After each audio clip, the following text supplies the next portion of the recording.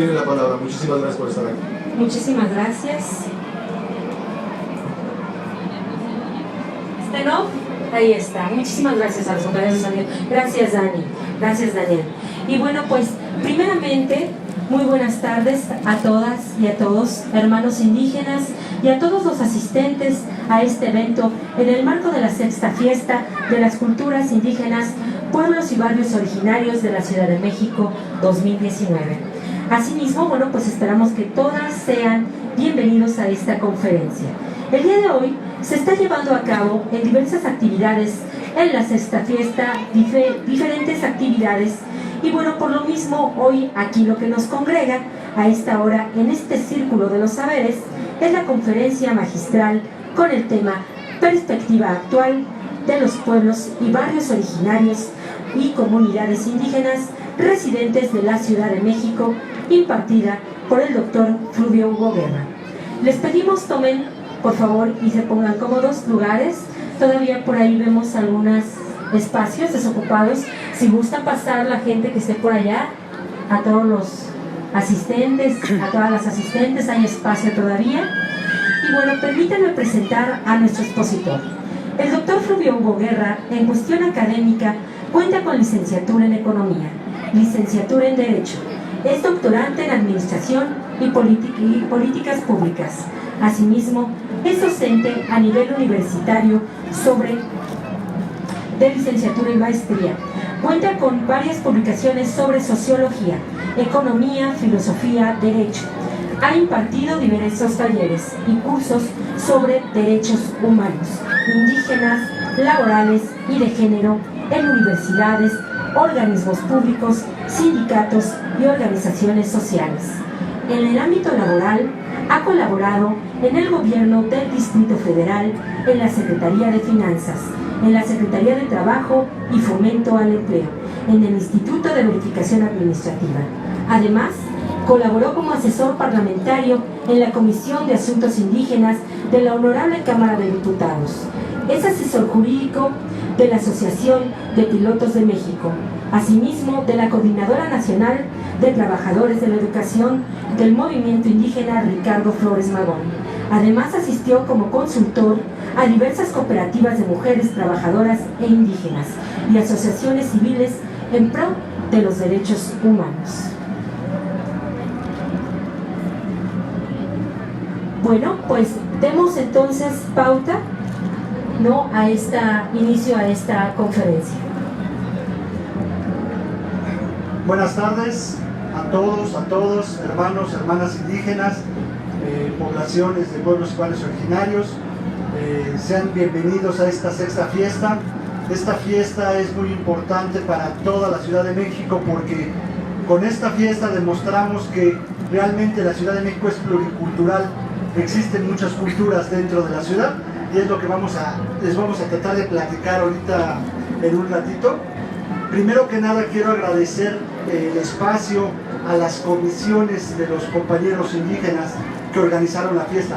La fiesta fue organizada por los movimientos, los compañeros, compañeras de los pueblos y de las comunidades indígenas residentes.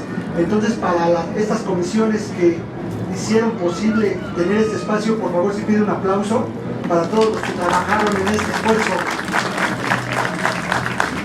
Y también, no menos importante, la Secretaría de Cultura, la Secretaría de Pueblos y Barrios Originarios, denominada CEPI, y bueno, todos los que hicieron posible la feria. Después de todos estos comerciales, vamos a entrar ya a la conferencia, ¿no? Bueno, a la plática, vamos a llamarle plática. Yo tengo pensado, si ustedes me lo permiten, hacer de esta plática 3 módulos o tres espacios. Uno, vamos a hablar un poco del pasado y de la historia de dónde vienen los movimientos indígenas y de los pueblos y barrios originarios.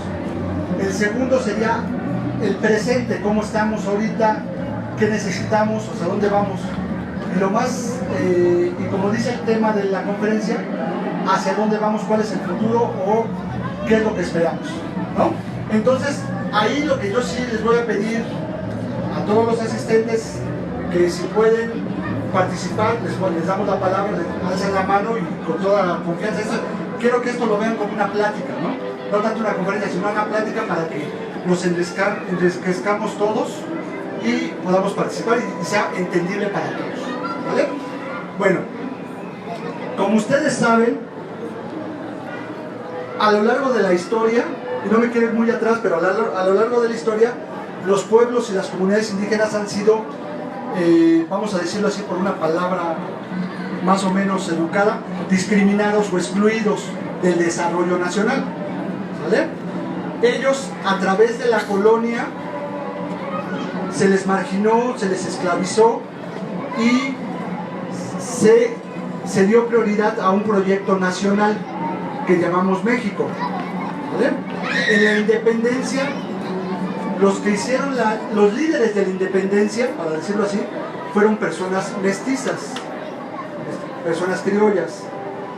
Hubo algunos afromexicanos como Vicente Guerrero, como algunos otros líderes que participaron en la independencia de México, pero que a lo largo del tiempo o en la historia jurídica no fueron reconocidos, ¿vale? Entonces, ¿qué llevó esto?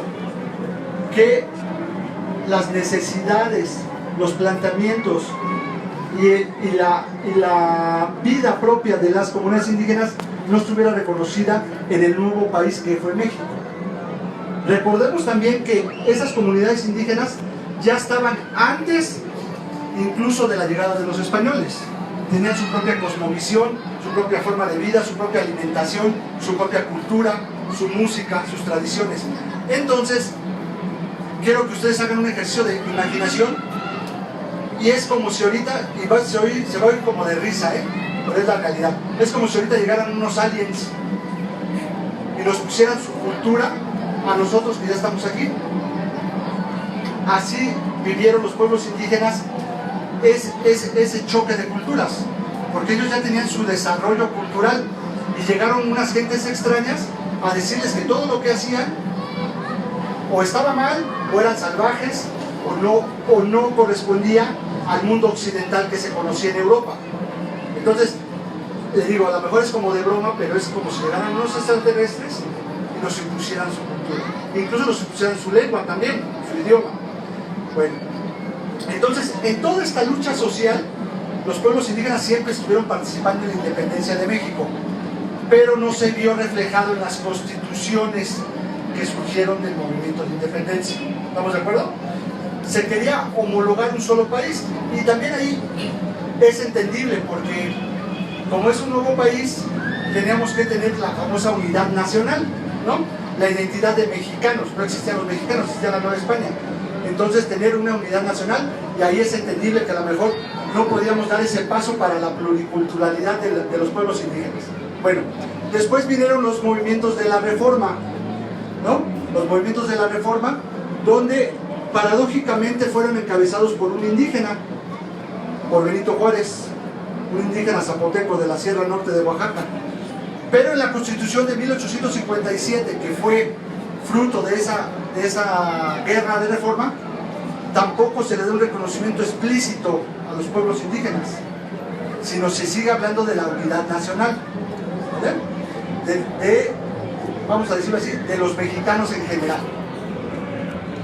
Entonces, surgieron muchas cosas en el mundo, y para no estarlos hablando tanto de historia, sino vamos a tratar de avanzar, vino la Revolución Mexicana.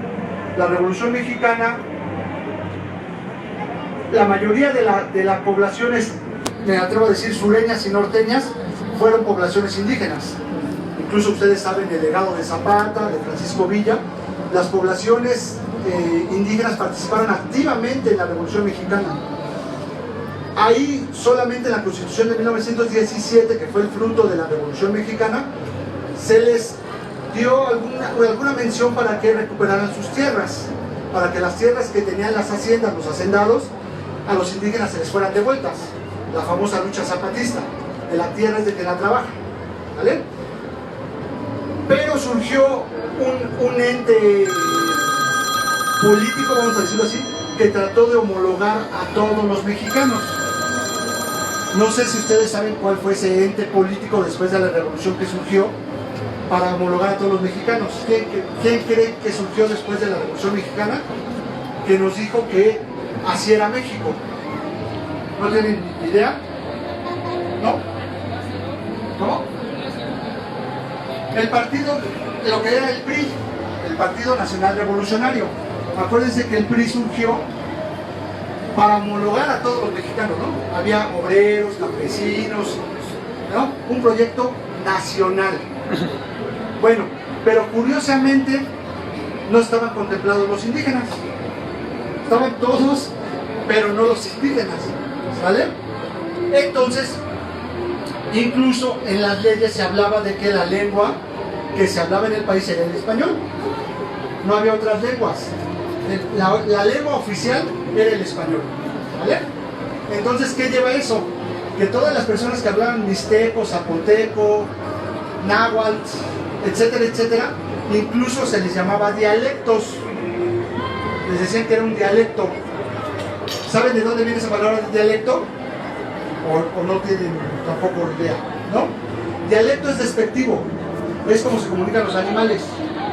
Entonces, los españoles, cuando los indígenas hablaban en sus lenguas, decían que hablaban dialectos, por ese tipo de situación. Entonces, no eran reconocidas las lenguas, solamente era el español. Bueno, entonces surgió una gran construcción de lo que tenemos como país ahorita, pero siempre reconociendo que solamente había un solo tipo de mexicano, un solo tipo de mexicano, no había otro tipo de mexicano, ¿no? Estaba basado en que tú tenías que aprender español, tenías que ir a la escuela pública, tenías que ser casi guadalupano, etcétera, etcétera, etcétera, etcétera. O sea, tenías como unos requisitos para ser mexicano. Si tú te salías de esos requisitos, ya no eras mexicano. Eras a lo mejor tarahumara o mixteco o lo que sea, pero ya no eras mexicano. Bueno, aparte de todas las luchas que dieron los pueblos indígenas por la discriminación, la pobreza, ustedes saben, y eso no es un secreto, que los mayores índices de pobreza de la población lo viven las comunidades indígenas. De las mayores carencias de infraestructura que tienen en el país lo sufren las comunidades indígenas. El mayor rezago educativo lo tienen las poblaciones indígenas. Pero esto no es una casualidad, o sea, no es porque, pues es que ellos no quieren estudiar, no, pues es que ellos usan la carreta, no usan ni carreteras. No es por eso, sino es por todo este andamaje que les estoy platicando, que a lo mejor el tiempo no me da para platicarles más, pero para que ustedes vean que hasta a mediados de 1991, fíjense, después de todos esos 500 años y de todas esas luchas que les estoy platicando, hasta 1998 hubo un leve intento para reconocerlos en la Constitución, ¿vale? Ahí se empezó a plantear que sí éramos que aunque éramos México, había muchos Méxicos. No sé si me explico. Esa es la palabra clave, porque México es pluricultural. Pluricultural. Pluri son varios, muchos. Culturales, de cultura. Existen muchos Méxicos dentro de un México. Ustedes lo viven diariamente. No es lo mismo la gente que vive en Sonora que la gente que vive en Yucatán. ¿A qué me refiero que no es lo mismo? No comen lo mismo, no es la misma música, no es la misma lengua. Incluso la fisonomía también cambia, las costumbres, pero todos son mexicanos, a eso me refiero.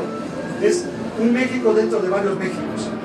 Bueno, ustedes yo creo que escucharon y supieron de la lucha de 1994, la lucha zapatista, el Ejército Zapatista de Liberación Nacional. Le declaró la guerra al Estado mexicano en 1994 cuando el presidente era Salinas. ¿Por qué le declaró la guerra al Estado mexicano? Por todo esto que les estoy platicando, para decirles, ¿saben qué? Los indígenas existimos, aquí estamos, inclúyenos, somos parte de México. Por eso su frase del zapatismo que dice, un mundo donde quepan todos los mundos. Si ustedes analizan esa frase, habla de la pluriculturalidad, un mundo donde quepan todos los mundos. A eso habla el zapatismo. Entonces, con esta lucha armada, los partidos políticos se pusieron de pestañas y empezaron a decir que eran unos indios que con palos para que querían casi independizarse de México y bla, bla, bla. pero ellos lo que querían eran que sus derechos, que por ley les corresponden por ser los pueblos originarios, fueran reconocidos en la Constitución y en todo el ordenamiento jurídico. ¿Vale? ¿Hasta ahí vamos bien? ¿No se están aburriendo? No. Bueno. Entonces, hubo muchas luchas, muchas propuestas, pero también muchas mentiras y mucho engaño. Se formó una comisión para la pacificación de Chiapas, la llamada COCOPA, para retomar todas las propuestas de los pueblos indígenas. Se iba a votar en el Congreso, ya todo estaba muy bien, todo subió la comandante Ramona al Congreso de la Unión, los zapatistas fueron a la Cámara de Diputados, todo estaba muy bien, pero ¿qué creen? No se cumplieron con lo que se aprobó. Lo aprobaron, vamos a decirlo así, a medias.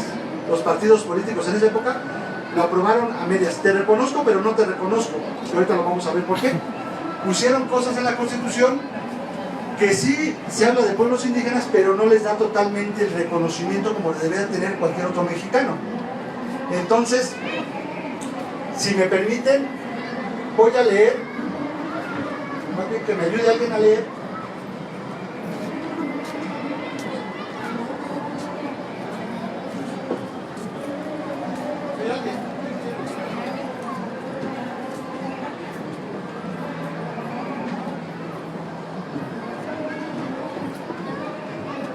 Por favor, compañero, mire, para que nos enteremos ya jurídicamente, es el artículo 2 de la Constitución. Esta es la Constitución, lo que le ven chiquita es la Constitución, ¿eh? ¿Quién quiere leer? Aquí. El artículo 2 le pusieron un apartado, se llama el apartado B. Si me hace favor de leer este cachito del apartado B, por favor. El apartado B. Dice: la federación, las entidades federativas y los municipios, para promover la igualdad de oportunidades de los indígenas y eliminar cualquier práctica discriminatoria, establecerán las instituciones y determinarán las políticas necesarias para garantizar la vigencia de los derechos de los indígenas y el desarrollo integral de sus pueblos y comunidades, los cuales deberán ser diseñados y operados conjuntamente con ellos. Muchas gracias. Entonces, si se dan cuenta, nos habla de que la federación, los municipios, las entidades federativas deben de hacer, en pocas palabras, deben de hacer políticas públicas, pero deben ser diseñadas y operadas conjuntamente con los pueblos indígenas. Así nos dice. Y viene otras fracciones, son 9 fracciones para que ustedes las consulten. Artículo 2, apartado B. ¿Sale?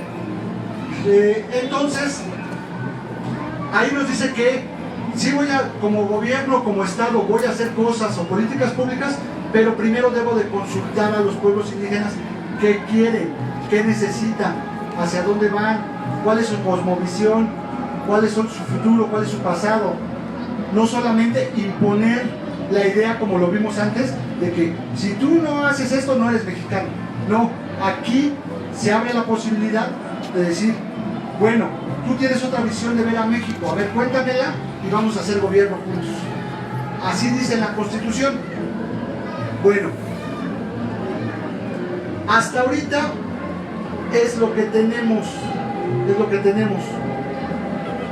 Afortunadamente, y lo digo afortunadamente, nosotros vivimos en la Ciudad de México, porque en la Ciudad de México también, si ustedes lo saben, acabamos de estrenar Constitución.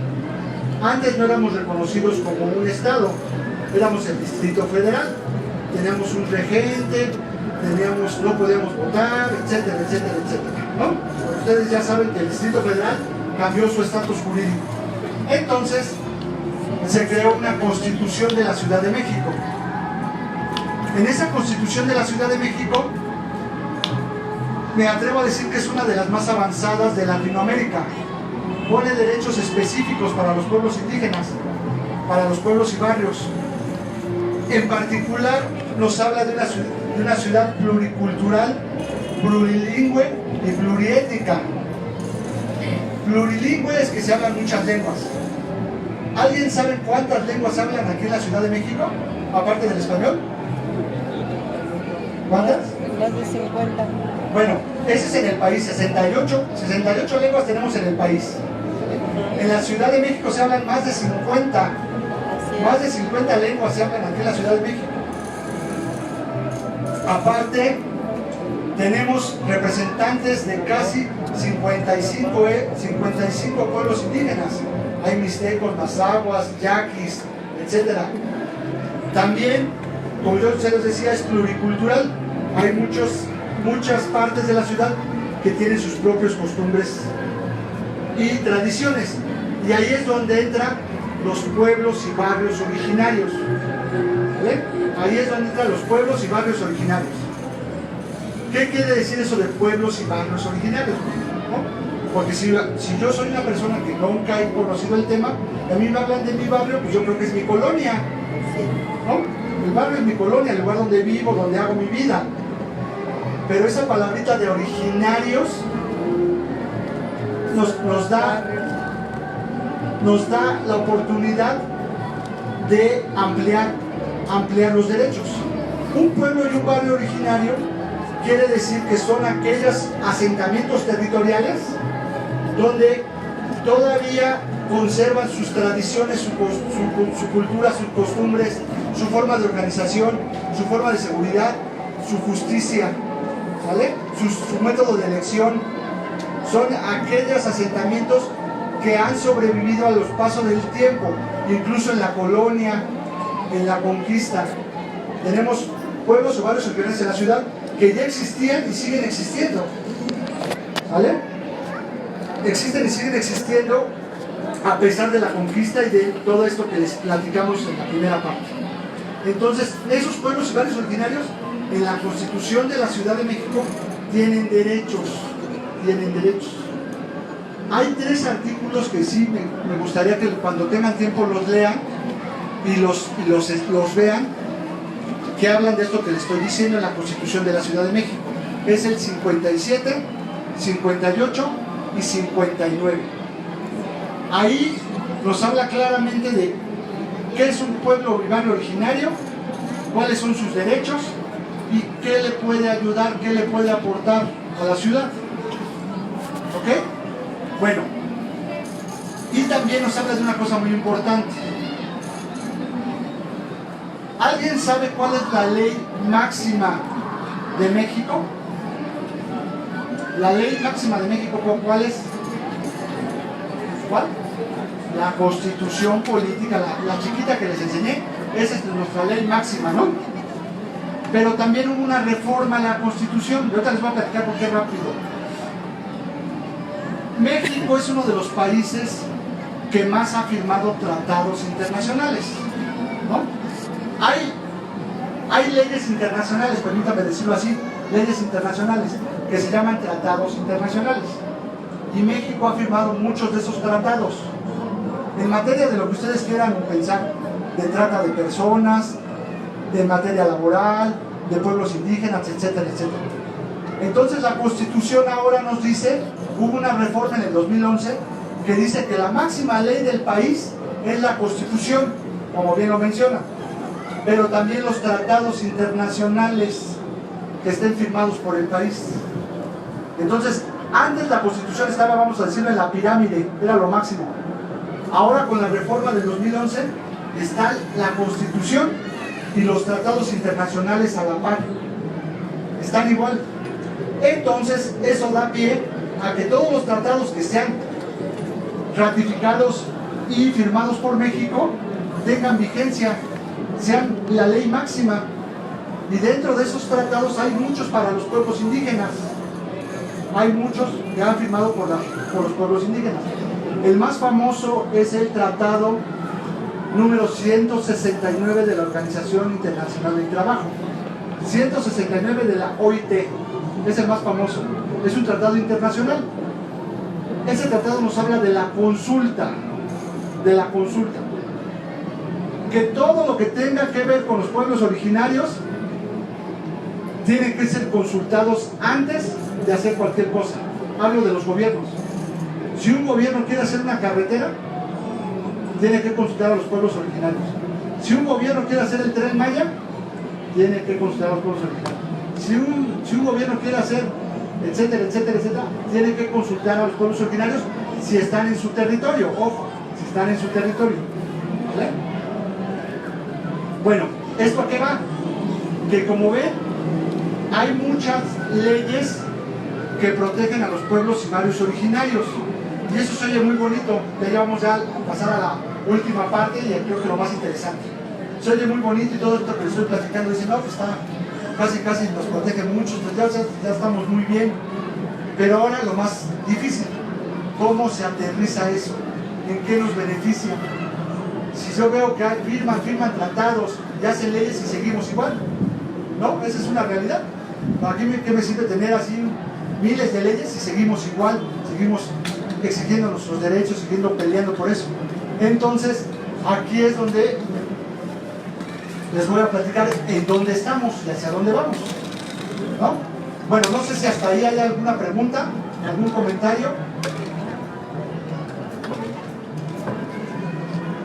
Sí, yo aquí lo que veo es precisamente que al poner la palabra indígena, que prácticamente para mí viene siendo algo así como un sinónimo de indigente, se está discriminando nuevamente a los pueblos.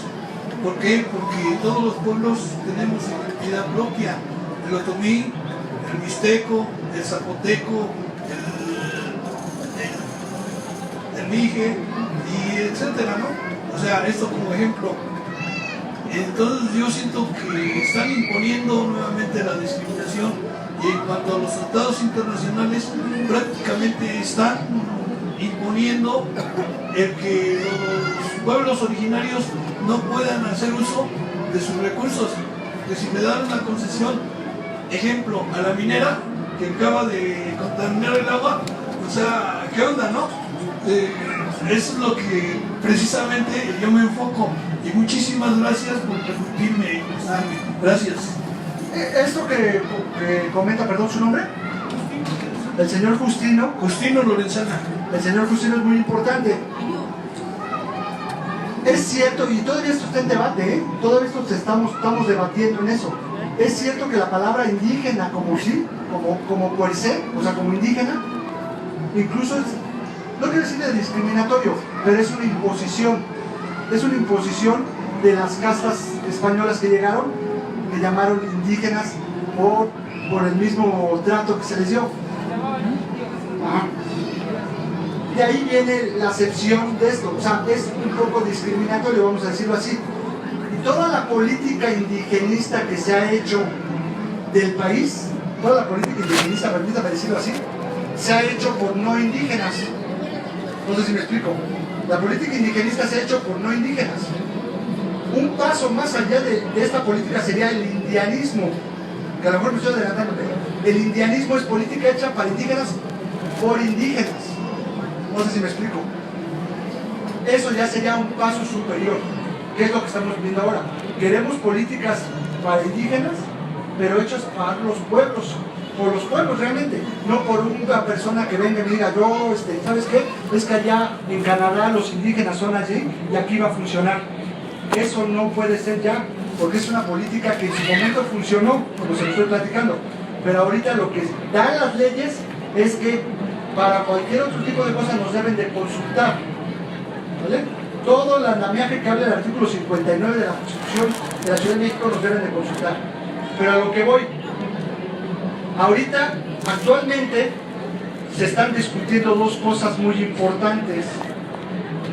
Uno se está discutiendo en el Congreso de la Ciudad de México. En el Congreso de la Ciudad de México se está discutiendo la ley reglamentaria de los pueblos indígenas. Esto que les leí de los artículos de la Ciudad de México del 57, 58 y 59 deben de tener su ley propia. No existe una ley propia. Es lo que se está discutiendo ahorita en el Congreso. Una ley propia que reglamente estos artículos, ¿vale? Esa es una. En esa ley, sí, en esa ley no solamente va a quedar en el papel de que los pueblos indígenas tienen derecho a la vivienda, así dice aquí en la Constitución, pero ¿cómo? ¿Con qué mecanismos? ¿Cómo bajamos ese recurso? No sé si me explico. En la ley tiene que decirlo, en la Constitución solamente te dicen los derechos, pero no cómo opera. Entonces ahorita en el Congreso se están discutiendo esa ley reglamentaria de la Constitución, de los artículos de las poblaciones, pueblos y barrios y población indígena. Esa es una. Y la otra, en el Congreso de la Unión, a nivel federal, se está discutiendo 2 reformas a la Constitución, a la chiquita que les enseñé. Una, en la Constitución federal, o sea, del país, dice un párrafo: los pueblos indígenas son objetos de derecho público. Así dice, analícelo, son objetos de derecho público. Así dice la Constitución federal. Y se está buscando a través de las luchas indígenas que cambiemos eso de objetos por sujetos. ¿Por qué? Ustedes van a decir, pues qué delicados, por una palabrita. Esa palabrita cambia todo. Una cosa es que tú seas un objeto y otra cosa es que tú seas sujeto. Porque si eres objeto, es a lo que te den, a lo que tú puedas, a lo que te dé el gobierno. Y si eres sujeto, tú tomas tus propias decisiones. Pero en la Constitución del país todavía dice que los pueblos indígenas son objetos de derecho público. Objetos. Entonces, se están haciendo varias reformas. Ahora con esta famosa cuarta transformación, están diciendo que se va a reformar eso para que sean sujetos de derecho público. Pero esto cambia todo. Esto cambia todo. ¿Por qué? ¿Qué horas? Esto cambia todo. ¿Por qué? Porque ahorita, si ustedes saben, y ya se va a poner esto mejor, tenemos 3 instancias de gobierno. Sí saben que hay 3 instancias de gobierno, ¿no? Federal, estatal y municipal. Federal, estatal y municipal. Federal es el gobierno de López Obrador, vamos a decirlo así. Estatal es de la Ciudad de México. Y municipal, pues cada alcaldía, vamos a decirlo así. Si nosotros le cambiamos esto, todas estas reformas que les estoy platicando, podría ser que se cree un cuarto poder, que es el poder de los pueblos indígenas, pueblos originarios. Y ya no es cosa nueva. Ya existen varios municipios autónomos por usos y costumbres. Está ahí Cherán, está San Juan Copala, etcétera, etcétera, que se rigen por sus usos y costumbres y sus propias autoridades y su propio presupuesto, etcétera, etcétera. Ahí sí realmente es lo que llamamos democracia. Ahí no necesitamos a los partidos políticos y varias cosas, porque ahí eligen los verdaderos pobladores de los pueblos originarios. Digo, es algo más, a lo mejor extremo de esas partes. A lo mejor aquí no llegamos a esos extremos, pero podría ser. Si los que quieren que lo hagan, los que no lo hagan. No que esté prohibido, no sé si me explico. ¿Vale? Entonces, esos son algunos retos que tienen los pueblos y las comunidades indígenas. A pesar de todo, y los que ya conocemos también, su desarrollo, su música, su cosmovisión, etcétera, etcétera. Entonces, ya me cansé de hablar, por eso le vamos a dar más. Vamos a darle la voz al compañero, y si alguien quiere participar, adelante.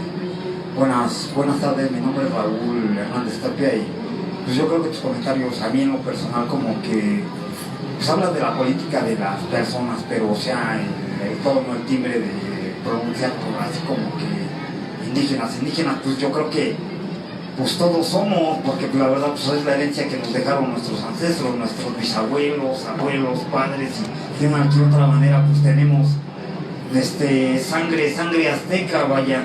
Y esto yo creo que pues se refiere, ahí dice bien claro en este anuncio espectacular, fiesta cultural de indígenas. Pues, es fiesta mexicana, pero para todo, porque todos llevamos la sangre azteca. O sea que este fenómeno de que conocemos como la burla anteriormente, y esto que sigue percutiendo, que lo llamamos bullying, pues, o sea, sí percute demasiado, pero ya también pues hay que madurar también como mexicanos, hay que hay que madurar. Yo siento que a veces es el miedo, ¿no? Cuando te lo exponen, de que te ven con mala cara, de cómo vistes, cómo calzas, ya te están discriminando de una que otra forma.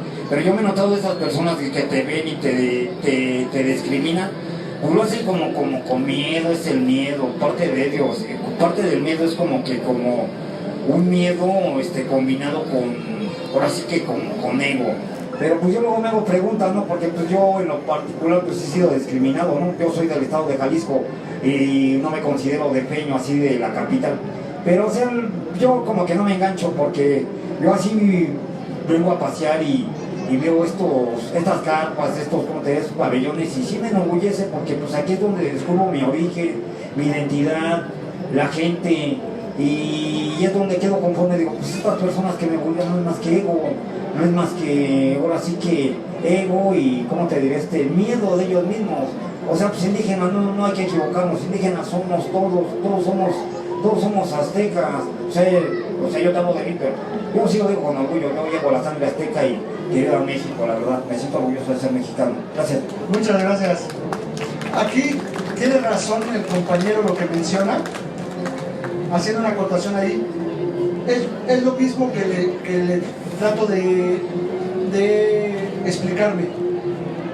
Que los que han dominado al país, no hablo de partidos políticos, de ese tipo de cosas, sino aquí ya vamos a hablar incluso hasta de castas. Los que han dominado el país han visto que ser indígena o ser originario está mal para ellos. Es motivo de burla, de racismo. Pero ahí es donde tenemos que cambiar el chip y cambiar la mentalidad. Esto no debe ser motivo de discriminación o de pena, sino incluso cuántas personas están orgullosas o cuántos países deberían estar orgullosos de la riqueza cultural que tenemos nosotros. Nosotros somos uno de los países que tenemos mayor riqueza cultural y eso lo debemos de acrecentar, fomentar, reconocer y ser orgullosos de nuestro origen, porque nuestro origen es presente y es futuro. Entonces eso es muy importante lo que dice. Si sabemos que existe la discriminación, no es un fenómeno, es un fenómeno real, pero eso es porque es lo que te han vendido que es lo que está bien y no está bien. México es muchos Méxicos, muchas culturas, pero todos estamos mexicanos, eso es real. ¿Alguien más que quiera participar? ¿Alguna pregunta sobre esto?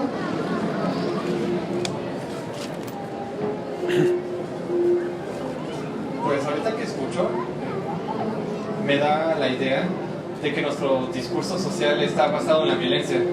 El hecho de la discriminación es un fenómeno bien aceptado en nuestra sociedad. Desde el hecho de decirle chilango, desde el hecho de decir prieto o todo ello, es la diferenciación entre cada uno de los mexicanos. Como sociedad deberíamos estar unidos y no olvidar más que nada, como dijimos, nuestros orígenes y nuestro futuro.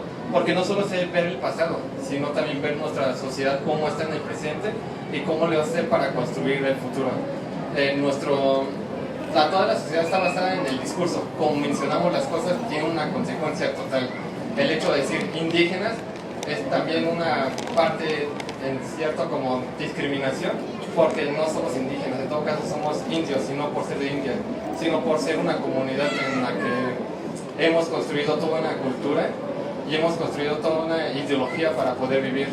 Así que más allá de los mexicanos blancos y los mexicanos morenos, somos mexicanos. Y nos divide mucho lo que es la política y todas esas ideologías de raza, clase y género.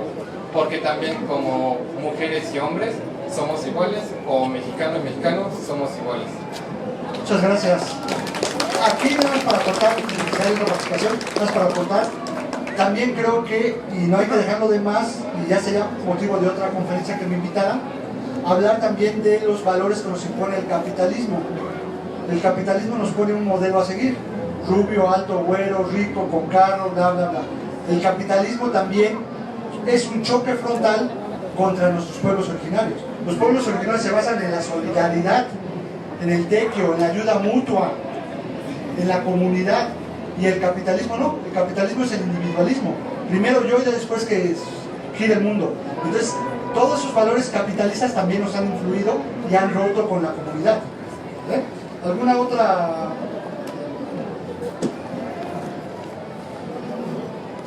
Buenas tardes. Ahorita escuchando las aportaciones de los otros compañeros, yo me pregunto también en dónde está la importancia también de reconocernos como entes diferentes, ¿no? Si bien las comunidades indígenas, todas tienen sus necesidades particulares, su cultura y todo este bagaje que los conforma como entes culturales, vaya. Sí apoyo la cuestión de la unión como mexicanos, de crecer como sociedad, pero también creo que tenemos que reconocer las diferencias que tenemos, ¿no? Porque decía el compañero, todos somos aztecas, el discurso está chido, pero ¿cuántos de nosotros nos reconocemos realmente como eso, no? Porque la conformación del pueblo mexicano se basa en el mestizaje, más que en una cuestión de pueblos originales, ¿no? Entonces a mí me brinca un poquito esa parte, ¿no? Sí hay que buscar la unidad y romper con todas estas barreras, ¿no? De discriminación, de odio y todo esto, pero es importante, creo yo, reconocernos como también diferentes, ¿no? Sí, ahí hay una cosa que se me pasó decirles. Es muy importante el comentario que dice el compañero. ¿Perdón, tu nombre? ¿Cuál? Humberto. Humberto, que dice Humberto. Hay una cosa muy importante que nos habla la teoría y jurídicamente también, una cosa que se llama la autoadscripción. La autoadscripción nos habla también de las diferencias. Yo, no por ser diferente a ti es que tengas menos o más derechos, simplemente reconozco tu derecho a ser diferente o a ser igual. Y también reconozco, a través jurídicamente, que tú te quieras autoadscribir azteca o náhuatl. Obviamente hay un procedimiento, pero la autoadscripción también nos habla la teoría y la Constitución de la Ciudad de México también de eso. Pero de ahí se pasa también de las diferencias, nace también la convergencia. Tiene razón. ¿Alguien más? Bueno, yo creo que al final, en esta cuestión de la pluriculturalidad del que está compuesto el pueblo de México y de las diferentes visiones que tienen los pueblos originarios, yo diría más que indígenas, es vigente porque estamos en una crisis sistémica y lo vemos, por ejemplo, lo que está pasando a nivel del mundo con la cuestión del cambio climático. Y es importante la visión originaria de los pueblos porque son pueblos que tienen en muchos casos mucho tiempo en la tierra, pues con una sabiduría milenaria donde se tiene un contacto permanente con la naturaleza. Y lo vemos y lo reconocen las mismas naciones occidentales, la misma ONU, que los pueblos que más han cuidado el entorno ecológico a nivel mundial son los pueblos originarios, porque ellos saben bien que en convivencia con la naturaleza obtienen las cuestiones fundamentales que necesita todo ser humano, que es el alimento, que es tener una vivienda y tener un medio ambiente sano. Y lo digo por lo que está pasando actualmente, por ejemplo, con el Amazonas, donde vemos que hay incendios y donde principalmente muchos piensan que es causado por los mismos intereses de las oligarquías financieras, de los intereses pues de los de dinero, porque esas zonas son zonas protegidas porque son parte y territorio de grupos indígenas que en determinado momento se han opuesto a que crezca la explotación del Amazonas y en determinado momento pues afecta a los intereses. Y digo que es importante esto porque todo está interconectado. Yo creo que si algo hay que aprender a los pueblos indígenas es que todo está interconectado. Lo que sucede allá nos afecta a todos, porque el aire que respiramos pues finalmente el oxígeno, todo lo vamos a respirar tarde o temprano, esos humos van a llegar por acá, ¿verdad? Entonces yo creo que incluso aquí en México hay hay muchos ejemplos. Uno es el caso de los huicholes y de los un otro pueblo, los huicholes, donde se han opuesto a las mineras que quieren explotar su entorno. Y habría que decir que los pueblos indígenas cuidan su entorno porque es parte de su identidad. Así como aquí nosotros decimos que es importante el Palacio Nacional o Catedral porque es un referente a nivel mundial, para ellos es una montaña, es un río, su referente, porque finalmente conviven diariamente con él. Entonces yo creo que es una cosmogonía importante y habría que decir que la cuestión de identidad tiene que ver con que uno la suma. Y por ahí siempre ando contando lo que decía alguna vez Chabela Vargas, que estaba en una conferencia y Chabela Vargas estaba hablando, ¿no? Y le dice, y estábamos los mexicanos hablando y estaba ahí con nosotros algún artista mexicano y dice la entrevistadora, oiga Chabelita, pero usted no es de mexicana, dice, usted es de Costa Rica. Bueno, siguió hablando Chabela Vargas y de nuevo la vuelve a interrumpir la periodista y dice Chabela Vargas, dice, bueno, nosotros los mexicanos hacemos donde se nos da la chingada gana. Y todo lo digo así también, en ese sentido, que aquellos que tienen identidad y se dedican con algún pueblo indígena o con la misma mexicanidad tienen que ver con el sentirse parte de un pueblo.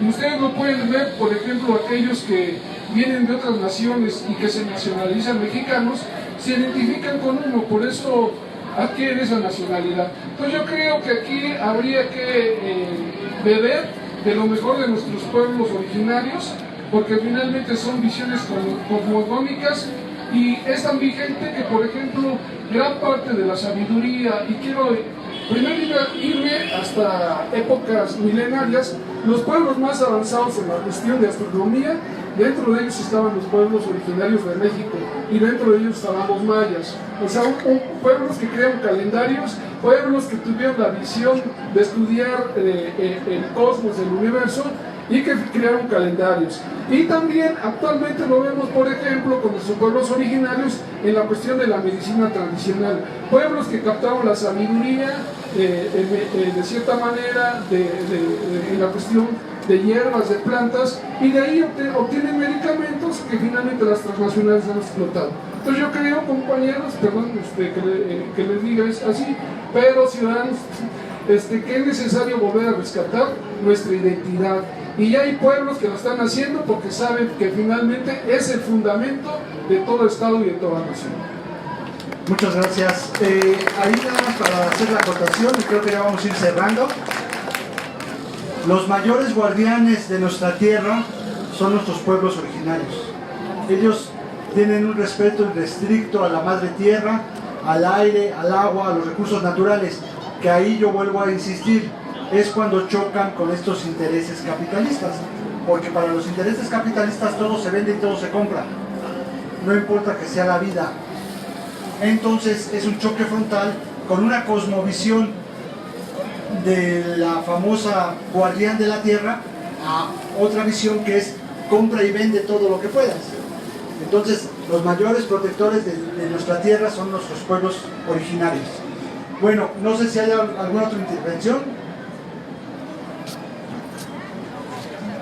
Va a ser la última, sobre el tiempo, para el respeto también de los siguientes. Bueno, buenas tardes. En estos temas, pues, he escuchado a todos los que han opinado, sobre todo, y de igual manera a usted, con la misma atención.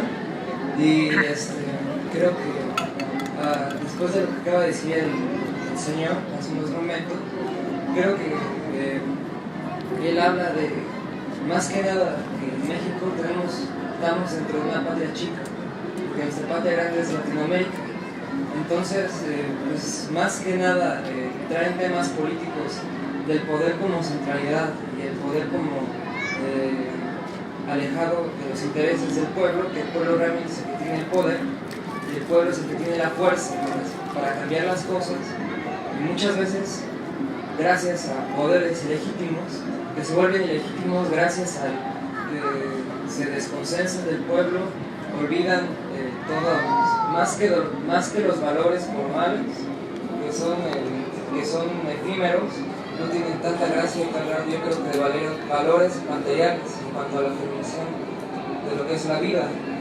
Y por eso, bueno, yo creo que estamos a un tiempo considerable de hacer algo realmente importante a nivel mundial, porque todavía falta más que nada de cambiar las estructuras económicas, cambiar las estructuras políticas, porque la economía es la base y la economía es donde se mueve para que el pueblo coma, porque es toda la política, que el pueblo tenga que comer, ¿no? Y hemos visto, y en la calle salimos, y es impresionante cómo a veces las subjetividades de clase muy mal sentida, porque usted puede ir al Museo de Antropología y ver lo que hicieron nuestros pueblos originarios en esas tierras miles de años, y salen los mismos turistas y los mismos que nacieron aquí que somos nosotros, y afuera vemos a personas de los pueblos originarios migrantes, y parece que se les olvida lo que ven adentro y lo que hay afuera es otra realidad completamente distinta.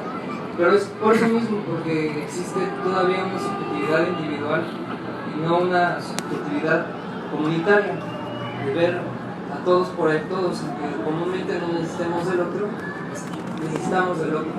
Entonces es una política de los pueblos originarios basada siempre, yo creo, en la afirmación de la vida, que todos tengan que comer, en un consenso para que todos puedan participar, que la opinión se haga cada vez más pública, menos que la gente pueda entender más los conceptos de lo que pueda entender sobre la realidad hoy en día, porque ahora pues la historia es muy arbitraria, la historia es como un árbitro, los que dominan la historia son los europeos, que bueno, si sabemos historia, sabemos que los europeos son los menos desarrollados, que tomaron lo más desarrollado del mundo islámico y los islámicos del mundo egipcio, y los egipcios de Mesopotamia, y bueno, los dos egipcios de Mesopotamia. Entonces parece que Europa y Estados Unidos, que son como ahora sí, no quiero hablar mal de nadie, porque todos somos seres humanos al fin y al cabo, pero Estados Unidos como potencia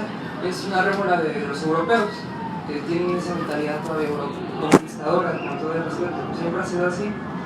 Y bueno, yo pienso, para acabar y haciéndole una pregunta muy simple con esto, ¿qué es lo primero que debemos hacer? No se debe solamente... El mestizo, yo creo que, por ejemplo, yo puedo decir, yo nací aquí, pero toda mi familia es de Michoacán, entonces por ahí debo tener sangre purépecha, o de alguna parte de ahí, de la fuerza, y la tengo, pero reconocerla primero, pero sobre todo formar un diálogo intercultural entre todas las culturas, tomar lo mejor de todas y cada una, porque tenemos de todo, tenemos parte del pensamiento hebreo, bueno, materialmente, humanamente somos hebreos, somos hispanos, somos musulmanes, somos asiáticos sobre todo, somos más asiáticos yo creo, ¿no? Por nuestros pueblos originarios que, bueno, ya para acabar, ya otro nivel de cultura no sería llamarles indígenas, sería llamarle tú eres un mixteco, tú eres un purépecha, tú eres un agua, tú eres un... sería más propio, yo creo, sería más ético, sería mejor dicho. Entonces, ¿cuál sería, bueno, desde la plática que usted acaba de dar, cuál sería una visión factible de lo que, bueno, México está cambiando, pero todavía falta mucho, no es Obrador, es México, hay que decir, no es Obrador, es México. Entonces, bueno, yo admiro mucho al presidente, pero es México el que debe cambiar la subjetividad, no la estructura. Primero hay que empezar por eso, pero la estructura, la educación, descolonizarnos, volver, no solo volver a aprendernos todos, sino tener en cuenta de que somos seres humanos y que no vamos a durar un siglo para lo que está pasando. Entonces, ¿qué es lo posible que podamos hacer? Sobre todo los jóvenes, como yo, que estamos bien así prendidos, emocionados. ¿Qué es lo que podemos hacer? ¿Tu nombre, perdón? Mi nombre es Joel. Joel, creo que la pregunta con eso hasta parece que lo mandamos a hacer es con la pregunta que vamos a cerrar, porque es la pregunta que yo les comentaba desde un principio. Está muy bien estas pláticas, conocer, saber, pero ¿qué podemos hacer? ¿Qué es lo que tenemos que hacer o qué es lo posible de hacer? Creo que son dos vertientes, permítame decirlo así, dos vertientes. Una, la personal, reconocernos, saber de dónde venimos, conocer nuestra historia, romper esos atavismos sociales que nos impusieron quién sabe quién, atavismos del dinero. Hablando del dinero, no de la necesidad, sino de que decir que el que tiene más es el que vale más, sino del colores de la piel, de género, de raza, reconocernos qué queremos y hacia dónde vamos. Eso es lo primero que tenemos que hacer, porque si no, no podemos hacer una transformación. Reconocernos primero con nosotros como personas, como individuos y como pueblo. Es lo primero. Lo segundo, ya que yo sé quién soy, a dónde voy, qué pertenezco, y me quito todos esos atavismos que me enseñaron y me han roto mi caminar, lo segundo sería participar, involucrarte en movimientos, en organizaciones, en comunidades, en tu barrio, en tu colonia, hacer, ahora sí como dicen, la participación activa, no dejarle solo todo al gobierno que nos diga qué hacer, o a las instituciones educativas, o a la televisión, al internet. Informarnos, participar y confluir en esto. Creo que con eso estamos dando un primer paso. Estamos platicando de algo realmente importante, donde ya con esto termino.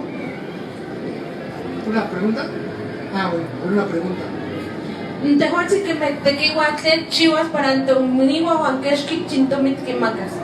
La pregunta en concreto, ustedes como autoridades de la delegación Cuauhtémoc y siendo el corazón de la ciudad, ¿cuánto presupuesto tienen etiquetado para la población indígena? ¿Cuáles van a ser sus programas directos a la población indígena? Y digo población porque aunque se habla de que existe pueblo originario, en Cuauhtémoc no existe, existe históricamente, pero como población ya no se reconoce como pueblo originario, solo existe la comunidad indígena y tiene una presencia importante en la delegación. ¿Y de qué manera piensan ustedes como alcaldía incluir a la comunidad indígena? Esas serían como mis preguntas para ir cerrando. Gracias. Bueno, aquí obviamente nos brindaron el espacio a la alcaldía de Cuauhtémoc, dentro de esa alcaldía. Ahí las preguntas concretamente es una, sí, yo sé que a lo mejor la compañera nos comenta que hay mayor comunidad indígena residente en la alcaldía Cuauhtémoc, pero también hay población, pueblos y barrios originarios. Partiendo de eso, también existen y hay compañeros aquí de pueblos y barrios originarios y existen, tienen una dinámica diferente, pero sí están presentes en la alcaldía Cuauhtémoc. Ahora, y no es comercial, ¿qué programas? No, primero digo del presupuesto, ¿no? El presupuesto. ¿Una más? El presupuesto. Como ustedes lo saben, el presupuesto es algo muy técnico, pero voy a hacer algo sencillo. El presupuesto viene directamente de la Cámara de Diputados Federal. Ellos son los que aprueban todo el presupuesto, ¿vale? Ellos hagan de cuenta que es la mamá que reparte todo el dinero a todo el país, la Cámara de Diputados. El 8 de septiembre se presenta el presupuesto, hay que estar atentos. El 8 de septiembre se presenta el presupuesto y dentro de ese presupuesto grandotote hay un apartado, un anexo que se llama el anexo 10. Dentro de todo ese presupuesto hay una cosa que se llama el anexo 10. Van a decir, bueno, ¿y ese anexo 10 qué? Se llama presupuesto para pueblos y comunidades indígenas del país. Ahí viene cuánto dinero le va a dar el gobierno para el apoyo a ese rubro o a esa población. De ahí se va partiendo todo para cada comunidad. Lo que nosotros estamos planteando en la alcaldía de Cuauhtémoc es que anteriormente hagan de cuenta que a cada dependencia se le daba un dinero para que atendiera a las poblaciones indígenas. A cada uno, por decir, comunicaciones y transportes tanto, 1 peso, desarrollo social 2 pesos, y según lo utilizaban para las poblaciones indígenas. ¿Y saben qué pasaba? No llegaba a las poblaciones indígenas, se lo gastaban en otras cosas, aunque estaba etiquetado para las poblaciones indígenas. Entonces lo que nosotros estamos planteando desde acá, que también vamos a ubicarnos, somos un municipio ante toda la federación, ¿no? También hay que ver eso. Estamos planteando que exista un ente rector, que él sea el encargado de repartir ese dinero para que no las dependencias no lo desvíen en otras cosas que no son los pueblos indígenas, sino que haya, permítame decirlo así, un árbitro que reparta el dinero, porque si no, si se lo dan a otro, va a decir que son indígenas, y si fueron indígenas, se lo gasta, no sé, en toallas, ¿no? O etcétera. Entonces lo que estamos planteando es que A lo mejor ahora con el surgimiento del Instituto Nacional de Pueblos Indígenas, el INPI, puede ser el órgano rector que regule todo el presupuesto indígena, ¿vale? Entonces todavía es muy ambiguo hablar de cuánto vamos a destinar para la población indígena de la alcaldía de Cuauhtémoc, porque necesitamos ver todo, primero cuánto van a dar, y de ahí cómo lo van a repartir, y de ahí a ver cuánto nos toca. Pero sí estamos luchando para que el INPI meta su mano y él diseñe una política para que realmente llegue ese dinero a la población indígena. Esa es una. Lo segundo, ¿qué programas hay o qué existe? Somos la única alcaldía que tiene un programa para tiene dos programas para los pueblos indígenas, la única alcaldía de la Ciudad de México. Esa la propusimos y se están llevando a cabo.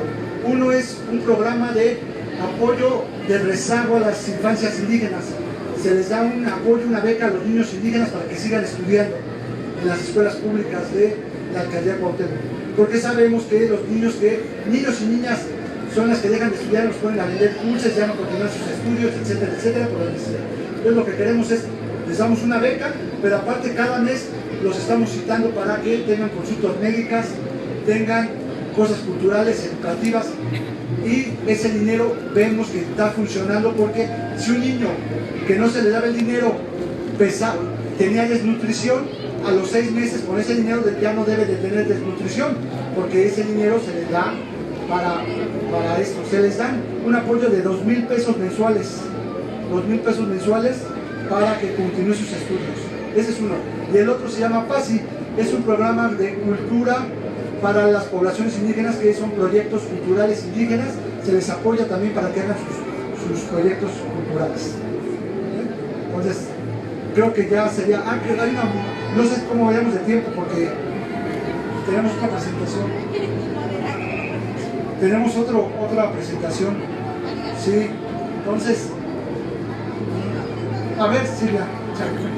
Bueno, ¿qué me dice aquí? Ni Riju ni Bezo. No chupani chugo, si ella ya que representa con Nezume Emancio Masagua en el Bonro. Nos come, mina pun que formame jangoripengome en el Bonro.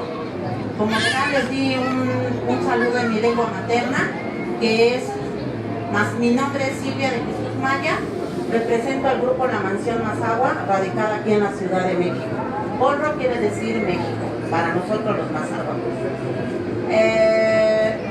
Le iba a pedir la misma opinión que le dio la compañera al participante, pero ya le contestó. Ahora yo lo único que quiero ver en las dos ponencias del señor y ahorita lo que acaba de decir el joven, reflexionando, decimos, nosotros como indígenas, lo que habló el licenciado es yo invito a todos los jóvenes que están presentes a que lean, creo que en el WhatsApp o en el Face ya está toda la información de las comunidades indígenas. Una palabra que me dejó muy, que decía, estar mendigando, estirando la mano. Cree que todas las comunidades indígenas estamos estirando la mano.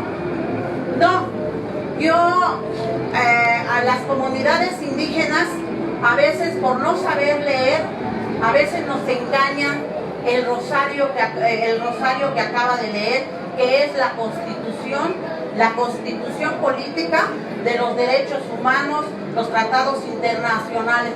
Una comunidad indígena no sabe, porque aunque haya leyes que lo hagan, si una comunidad no sabe leer, pues no lo va a entender porque no sabe. Entonces, eso es lo que muchas veces, ¿por qué no decir los 3 poderes del gobierno o instituciones que ustedes dicen que nos apoyan a la población indígena? A veces ni llegan los recursos, se lo dividen entre ellos. ¿Por qué? Porque no sabemos exigir, no sabemos cuáles son los derechos que tenemos en una constitución. Por eso luego a veces creen que el indígena nada más está, como decía la constitución que se está viendo, nosotros somos de objetos de estudio. Por eso los antropólogos, los historiadores nos están estudiando en todo lo que está en Palacio, todo está con la población indígena, en el libro, en los murales y todo. ¿Pero qué? Entonces, como decía, hay que unir fuerzas para defender los que saben, pues enseñar esos derechos que realmente nos corresponden. ¿Por qué? Porque son los nuevos futuros, como decía, pasado, presente y futuro, que son los que van a vivir para que la nueva información lo tenga. Pero luego de repente digo, ahora digo, a la vez es bueno saber y a la vez no es bueno saber. ¿Por qué? Porque a veces, ¿por qué no decirlo? Cuando tú sabes, quieres pisotear a tu misma etnia. Si decimos que nos pisotean uno, luego nosotros hacemos lo mismo. Pero eso es lo que vemos que nos han escrito. Y yo le digo aquí al joven que dijo, él es raíz, tiene raíz de purépecha, nada más que tú te investigues cuál es tu origen. Y a lo largo nosotros traemos de la descendencia indígena, que efectivamente esa palabra que dice no está bien, porque a lo largo del tiempo nos han clasificado, como lo decía, indígena es de mente no pensante, y nos han clasificado desde mentecatos. Mentecatos nos toman como tontos, pero no somos tontos porque tenemos una sabiduría de enseñanza para las nuevas generaciones. Entonces, ¿qué es lo que nosotros podemos decir? Yo, por ejemplo, ahorita en la mañana, me fui a la Merced, y todos los días me dicen, cuando me pongo mi traje, me dicen, ahí va la India María, ahí va, o luego no me quiero tomar un taxi, y cree que no lo voy a pagar, o cree que yo acabo de llegar del rancho a la ciudad, cuando yo ya tengo aquí 55 años viviendo. Pero esta es mi cultura, esta vestimenta es mi identidad, y es la presencia que ahorita estamos aquí en esta feria, en esta fiesta de los pueblos. Entonces, eso es lo que nosotros le decimos a los nuevos. Bueno, yo lo que le digo a las nuevas generaciones, a los jóvenes, que investiguen. Cuando yo veo y digo, híjole, a la vez, cuando yo no sabía leer ni nada, por eso le digo, no es porque no sepamos, porque a veces no sabemos leer ni escribir. Yo nomás quiero darles si me lo permite, dar un pensamiento cuando yo empecé, de toda la injusticia que hemos vivido, de todo. Lo primero que estudié el INEA, después la alfabetización, para terminar mi primaria a la edad de 38 años. Pero quise estudiar porque dije, ¿qué les voy a dejar a mis nietos? ¿Qué les voy a dejar? Pues esto, que valoren su cultura, que valoren la raíz, que valoren, que se sientan orgullosos y que no se avergüencen. Pero vivimos en un país tan racista y discriminatorio que eso todos los días lo vivimos. Entonces yo dije, ¿qué voy a escribir? Pues cómo veo la humanidad. Esto es lo que quiero decirles. Miren, mis primeras letras que aprendí, y lo dije así, qué tristeza nos da al no saber leer y escribir, ya que nada más piensas comer y dormir y te olvidas todo lo que pasa alrededor. Pero qué dolor es saber leer y escribir, porque te das cuenta de la mentira y el engaño que te hacen el que sabe de leyes y el que no sabe de nada. Pero qué orgullo es saber leer y escribir, porque es así como compartes tu enseñanza al que sabe y al que no sabe, porque es así como se logran los objetivos reales por el bien común de la humanidad. No importa el color que sea, indígena o no indígena. ¿Por qué? Porque tenemos los mismos derechos, pero también tenemos las mismas obligaciones. Poquia, que quiere decir gracias en lengua mazahua. Sí. Bueno, pues con esto vamos a dar por terminada la conferencia del doctor Fluvio Hugo Guerra, esperando que este círculo de los saberes sea un círculo de reflexión y, como bien lo dicen, pues que nos sientamos orgullosos de las raíces que tenemos y que sigamos formando esa identidad que nos hace hoy conjuntarnos aquí. Y bueno, pues muchas gracias, hermanos y hermanas indígenas, a toda la audiencia en general, a los asistentes. Muchísimas gracias por sus participaciones. Y bueno, pues Gracias a la invitación de las comisiones, a las 3 comisiones como siempre. Gracias por todo el apoyo. Y bueno, pues sin más ni más nos despedimos. Que tengan todas y todos muy buenas tardes. Patria y compañeros. Muchísimas gracias. Muchas gracias a la Unidad Departamental de Pueblos y Barrios de la Alcaldía Cuauhtémoc. Muchísimas gracias, el doctor Fluvio Hugo Guerra y la presentadora Claudia Guerra. Muchas gracias. Un fuerte aplauso para ellos, por favor. Gracias por permanecer en esta sexta fiesta de las culturas indígenas, pueblos y barrios originales de la Ciudad de México. Gracias por compartir la palabra.